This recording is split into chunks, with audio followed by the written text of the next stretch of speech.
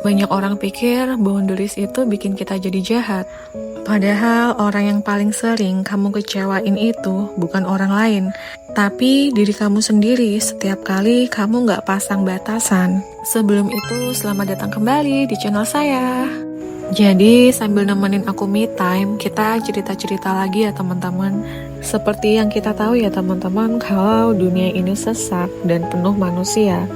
Tapi ya itu, nggak semua orang memang dibuat untuk nyambung sama kita. Kita bisa ketemu banyak orang, punya circle, relasi kemana-mana. Tapi yang benar-benar klik, yang ngobrolnya nggak perlu mikir 2 kali.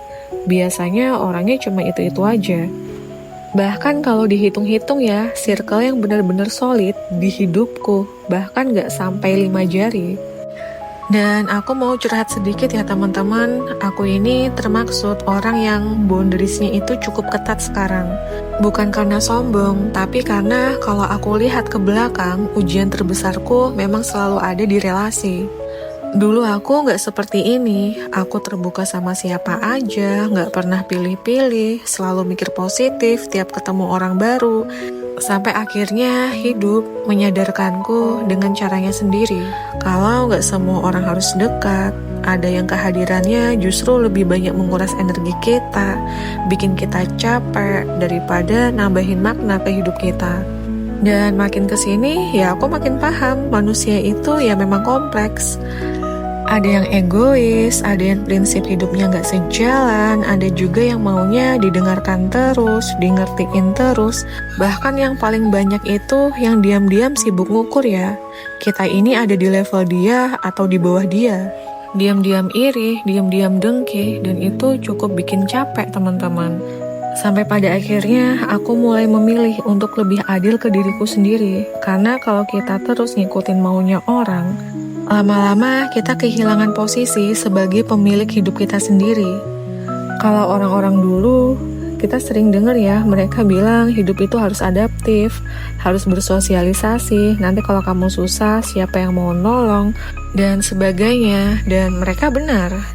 Kita tetap butuh beradaptasi, tetap butuh orang lain, tapi yang sering kelewat, nggak semua relasi itu layak dipertahankan dengan cara yang sama. Harusnya kita juga lihat ya, orang yang kita jaga ini sepadan gak dengan kita. Jangan sampai kita yang paling banyak memberi, paling banyak tersedia untuk mereka, tapi di saat kita butuh, balikannya gak seimbang. Karena relasi yang sehat itu bukan satu pihak aja yang menggotong relasi terus, tapi soal ada timbal balik yang jelas. Kalau dari awal sudah terasa berat sebelah, itu namanya ya bukan adaptasi teman-teman. Itu namanya kamu yang terus menyesuaikan diri sendirian. Dan saat akhirnya aku memilih untuk lebih ketat pasang boundaries, aku sadar ya, tetap ada resikonya teman-teman. Cuma bedanya sekarang hatiku lebih ringan. Ada rasa lega dan jujur, lebih terasa merdeka. Kita itu paling jarang menyadari ini ya, setiap pilihan itu akan selalu ada konsekuensinya. Mau kamu pasang boundaries atau kamu memilih tetap adaptif karena merasa itu harus, dua-duanya sama-sama punya resiko. Waktu kamu memilih untuk mulai pasang batasan, orang akan lihat kamu berubah. Kamu bisa disalahpahami, dinilai macam-macam, bahkan ada yang jadi nggak suka. Ya karena kamu nggak lagi seperti versi kamu yang dulu, yang lebih mudah diakses, lebih mudah mengalah. Dan realitanya gak sedikit orang yang maunya kamu tetap seperti itu. Tetap relevan untuk mereka meskipun koneksinya sendiri sebenarnya gak setara. Dan kalau dipertahankan itu bisa jadi toksik. Di sisi lain ada juga yang memilih terus adaptif dan melebur.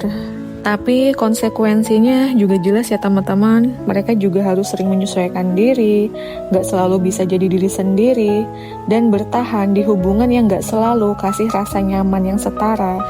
Jadi kalau dua-duanya sama-sama ada resiko, kenapa gak pilih yang bikin kita lebih nyaman? Dan gak perlu banyak pura-pura, soalnya lebih ringan di hati.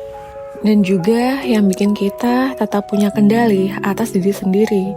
Karena waktu kita mulai pilih diri kita dengan boundaries yang sehat, kita jadi lebih sulit dimanipulasi secara emosional. Kita juga otomatis menyaring orang-orang yang memang gak cocok sama kita, dan itu bukan sesuatu yang perlu kita sedihkan ya. Itu cara kita berhenti memaksakan hubungan yang dari awal memang gak setara. Karena pada akhirnya kita juga layak ada di relasi yang seimbang. Jadi jangan merasa bersalah ya teman-teman. Menjaga jarak itu bukan berarti kita memusuhi. Memang dari awal kita itu gak didesain untuk bisa cocok dan relevan ke semua orang. Tapi kita bisa saling menghargai selama sama-sama dewasa dalam menyikapi perbedaan. Karena faktanya manusia itu dari lahir juga gak pernah seragam.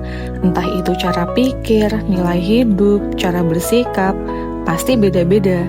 Dan makin kesini aku makin menyadari ya, yang penting itu bukan seberapa banyak orang di sekitar kita, tapi bagaimana kualitas dari hubungan itu sendiri. Daripada terlihat ramai bersosial, tapi isinya dangkal dan gak bawa kita kemana-mana, jadi lebih baik sedikit, tapi jelas ada arah dan pertumbuhan di sana. Tapi aku juga mau ingetin ya, punya boundaries itu bukan berarti kita nutup diri.